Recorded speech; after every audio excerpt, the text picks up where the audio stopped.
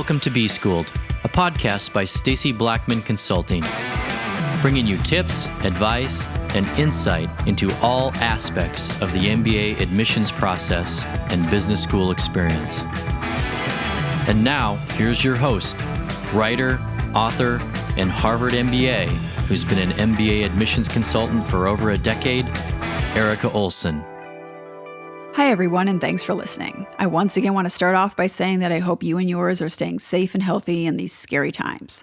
For those of you planning to apply to business school this year, this episode is all about not falling victim to one of the biggest MBA application myths I think there is, which is to follow in the footsteps of somebody before you that was successful and do whatever they did.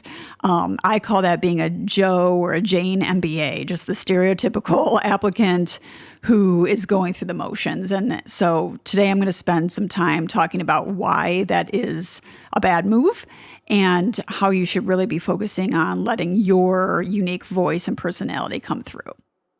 So in a normal year, most applications would come out in June or July. We don't really know yet how the COVID-19 pandemic is going to alter that usual timeline, but assuming that it stays relatively, on track, and that applications come out in the summer and the round one deadlines are starting in early September and kind of spanning through October, that means you have, a number of months left that you can work on your materials and work on strengthening your candidacy. And that was, of course, what the focus of our very first episode was about.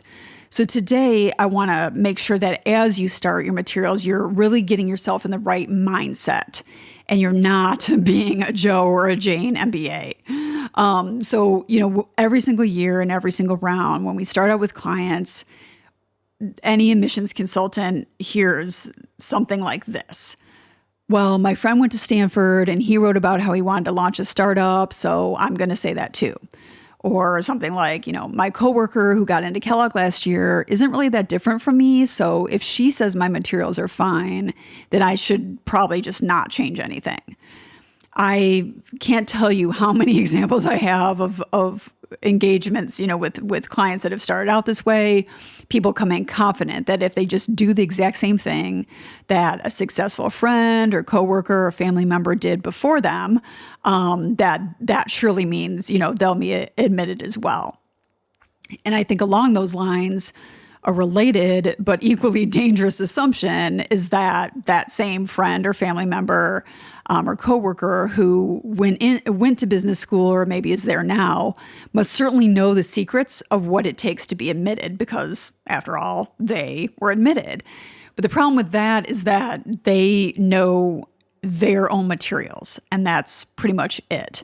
And so the problem there is that it doesn't kind of extrapolate out to a wider understanding of what does work and what doesn't work. So as an admissions consultant, when you see, over years and years and years and rounds and rounds and rounds and dozens, maybe even hundreds of clients that you've worked with, you get that kind of overarching sense of what works and what doesn't. You have an intimate understanding of these programs, the trends that they've kind of followed over time, what they're looking for, what turns them off.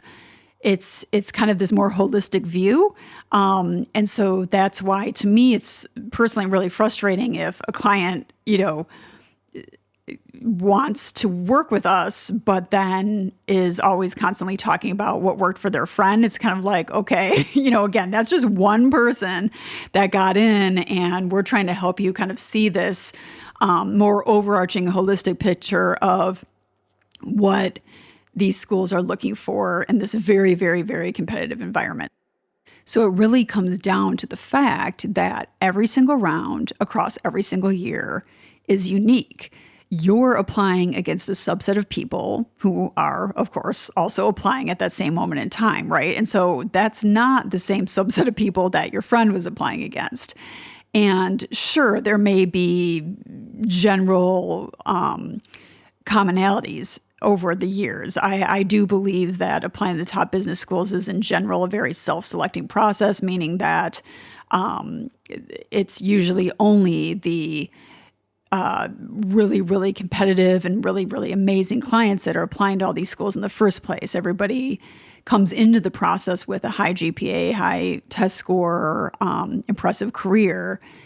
But beyond that, there has to be something that you bring to the table. And that's really what the admissions committees are looking for. They're looking for that spark of individuality that makes them, when they read your materials, be like, wow, we've got to meet this person. So I think I've hammered this point home long enough, and I will move on by saying that no two people are the same, and that's a good thing. So maybe you think that your coworker who used to sit one desk over from you looks exactly like you on paper, and maybe that you've actually even seen their resume and know that your resume looks exactly the same on paper, with similar accomplishments and promotion timing and extracurriculars. Maybe you even went so far as to read their essays. But again, since that person isn't applying now against the same people you are, it doesn't really matter. And if you didn't read their entire application, including the recommendation letters, you really have no idea what personal stories they might have brought into their materials, or what else might have sealed the deal for them. So I really think that, at the risk of sounding like a broken record, the key to a successful MBA application, and this is something that my past client, Nick, really drove home in our last episode, is being authentic and showing what you and nobody else but you can bring to the program. Not being afraid to let your originality and your personality come through in your materials. But you might be saying, okay, how does that actually work though, right? Like, how can you make sure you're coming off like you? And so I always say to think about it this way. If you honestly spew out like multiple 3 and 4 syllable words in a normal conversation, then that's fine to do in your essays, and you should basically sound like yourself in your essays.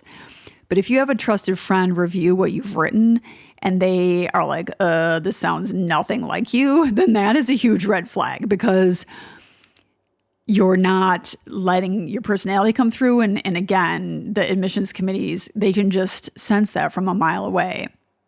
So you need to be authentic.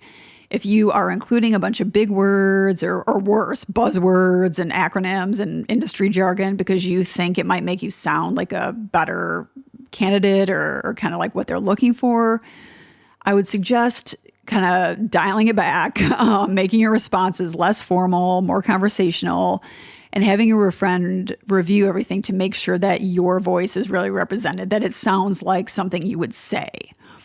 This is really especially true for the top programs. I'm thinking off the top of my head, Harvard and Stanford for sure, who ask these open-ended or otherwise deeply personal questions.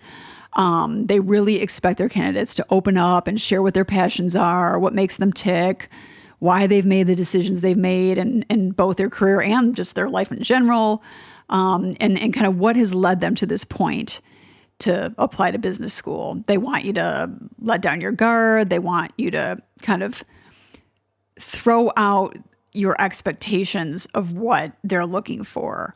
So I can't, again, I just can't stress this enough, because one of my biggest frustrations is at the very end of an engagement, like right before the deadlines, when I have clients show their essays to their friends, their parents, and people come back and are like, oh, well, this doesn't sound like what I think a business school essay should sound like, or, well, shouldn't you be kind of bragging about yourself a little bit more? Or, that's how it used to be back in the day. Like maybe if you have parents reviewing your essays decades ago, that was how it was. People did puff themselves up and brag and talk about how great they were in their essays. And that was kind of what schools were looking for back then. It is pretty much the opposite now. They're looking for people who are humble, for people who are self-aware, and again, just that realness, right? So you need to have that come through. Another way to look at it is that if let's say you were invited to interview, if you go to interview and kind of your personality doesn't really match the persona in your application materials, that